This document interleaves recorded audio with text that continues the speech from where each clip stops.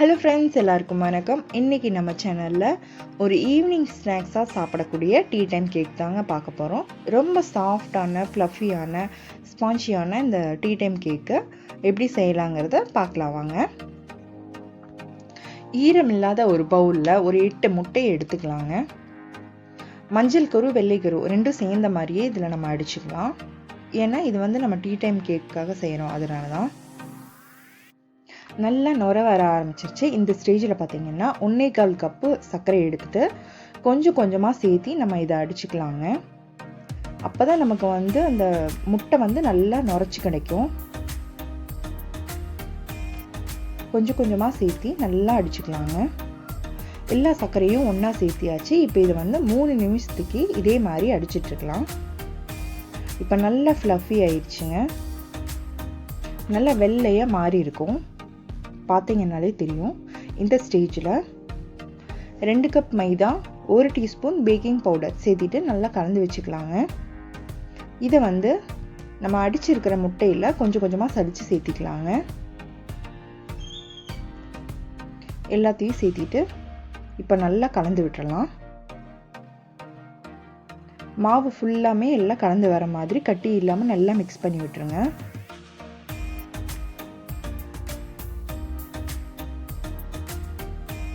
இப்போ நல்லா கலந்தாச்சு. இதில் எல்லோ கலர் ஃபுட் கலர் கொஞ்சம் சேர்த்திக்கலாம். 1/2 டீஸ்பூன் பைனாப்பிள் எசன்ஸ் அதையும் சேர்த்திக்கலாங்க. பைனாப்பிள் எசன்ஸ் சேர்த்துறதுனால அந்த எக்கியோட ஸ்மெல் கொஞ்சம் இருக்காது, அதனால தான். இப்போ 1 டீஸ்பூன் வெனிலா எசன்ஸ் சேர்த்திக்கலாங்க. சேர்த்திட்டு இதையும் நல்லா பீட் பண்ணிக்கலாம். கொஞ்சம் கலர்ஃபுல்லாக இருக்கணுங்கிறதுக்காக தான் நான் ஃபுட் கலர் சேர்த்திருக்கேன். நீங்கள் வேண்டாம்னா அதை அவாய்ட் பண்ணிக்கலாம். இந்த ஸ்டேஜில்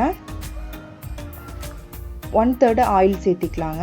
1/3 கப்பில் மெஷர் பண்ண ஆயில் சேர்த்திட்டு அதையும் ஃபைனலாக நல்லா கலந்துக்கலாம். இப்போ மைதாவில் டூட்டி ஃப்ரூட்டியை போட்டு கொஞ்சம் கோட் பண்ணி வச்சுருந்தேன். அதை இது கூட சேர்த்திக்கலாம். சேர்த்தி நான் நல்லா கலந்து விட்டுருங்க. கலந்து விட்டுட்டு இதை கேக் டின்னுக்கு மாற்றிக்கலாங்க. மாற்றிட்டு ஒரு 2-3 தடவை நல்லா டேப் பண்ணி விட்டுருங்க. இதை 1/2 டின்னுக்கு ஊற்றினீங்கனாலே போதும்.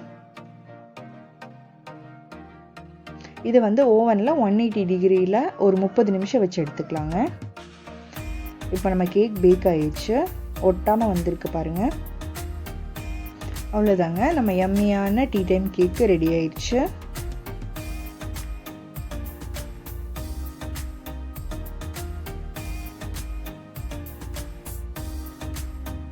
நல்லா சாஃப்டான டீ டைம் கேக்கு. நான் இதை சூடாகவே கட் பண்ணதுனால லைட்டாக உடஞ்ச மாதிரி வருது. நீங்கள் நல்லா ஆற விட்டுட்டு கட் பண்ணுங்கள், அப்போ கேக் உடையாது. கேக்கை நம்ம அமுத்தி பார்க்கும் போது பார்த்திங்கன்னா சப்பி போகாமல் ரிட்டன் ஃப்ளஃபியாக நிற்கும் போது பார்த்திங்கன்னா கேக் பர்ஃபெக்டாக பேக் ஆகிருக்குன்னு அர்த்தங்க. நம்ம கேக் அந்த மாதிரி சாஃப்டாக அண்ட் ஃப்ளஃபியாக பேக் ஆகிருக்கு பாருங்கள்.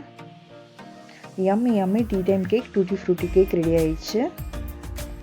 இந்த ரெசிபியை ட்ரை பண்ணி பாருங்கள். பிடிச்சிருந்தா லைக் பண்ணுங்கள், ஷேர் பண்ணுங்கள். மறக்காமல் நம்ம சேனலை சப்ஸ்கிரைப் பண்ணிடுங்க. தேங்க்யூ, பாய்.